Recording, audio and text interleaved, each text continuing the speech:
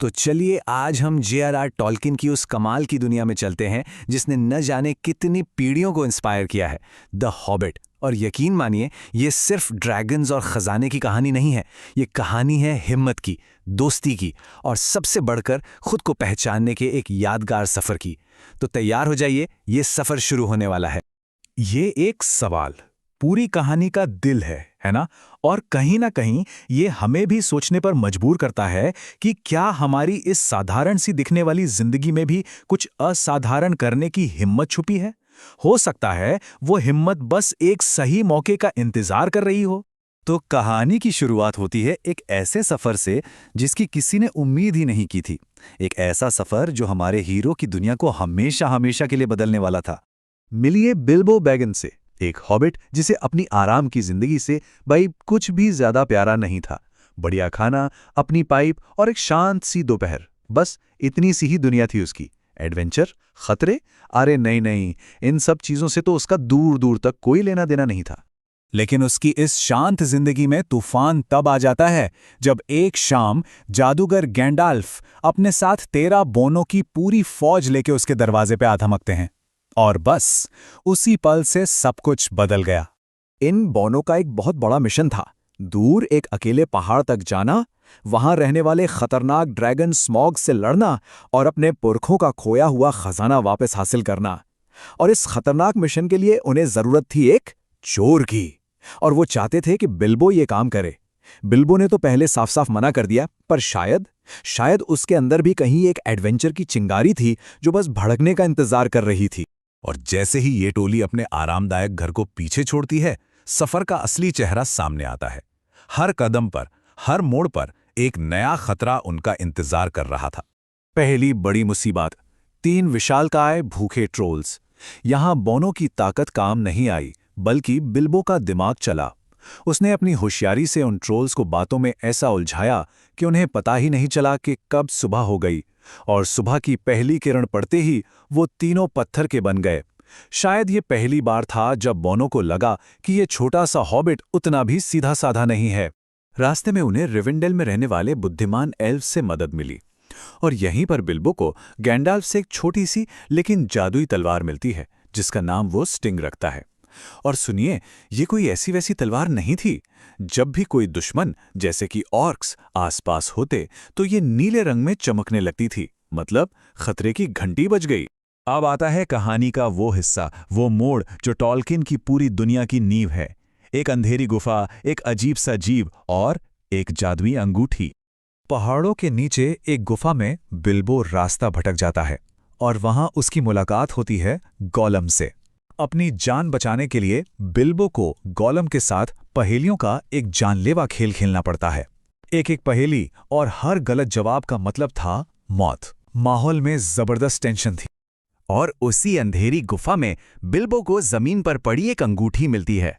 उसे जरा भी अंदाजा नहीं था कि ये कोई मामूली चीज नहीं है।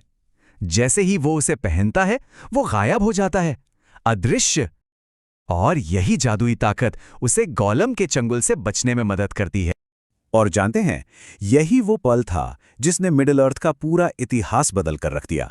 जी हां, ये वही एक अंगूठी है जो आगे चलकर the Lord of the rings की कहानी का सबसे बड़ा हिस्सा बनेगी। खैर, कई और मुश्किलों से जूझने के बाद आखिरकार वो सब अपनी मंजिल लोनली माउंटेन पहुंच ही जाते हैं। पर अब सामने थी सबसे बड़ी चुनौती, ड्रैगन स्मॉग। एक बार फिर बिल्बो का सबसे बड़ा हथियार उसकी ताकत नहीं, बल्कि उसका दिमाग और वो अंगूठी थी। अंगूठी पहनकर अदृश्य होकर वो ड्रैगन की गुफा में घुस जाता है। वो उस विशाल आग उगलते स्मॉग से बातें करता है और बड़ी चालाकी से उसकी एक बहुत बड़ी कमजोरी का पता लगा लेता है।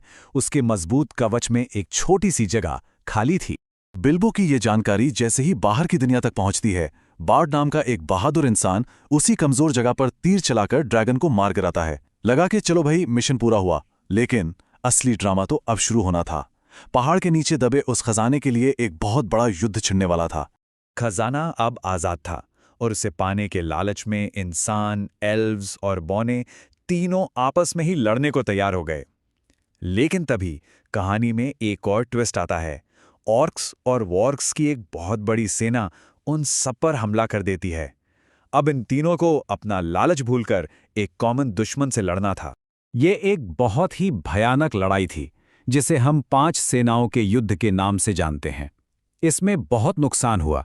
बोनो के राजा थोरिन समेत कई बहादुर योद्धा मारे गए, लेकिन आखिर में जब सब एक साथ मिलकर लड़े तो जीत अच्छाई की ही हुई।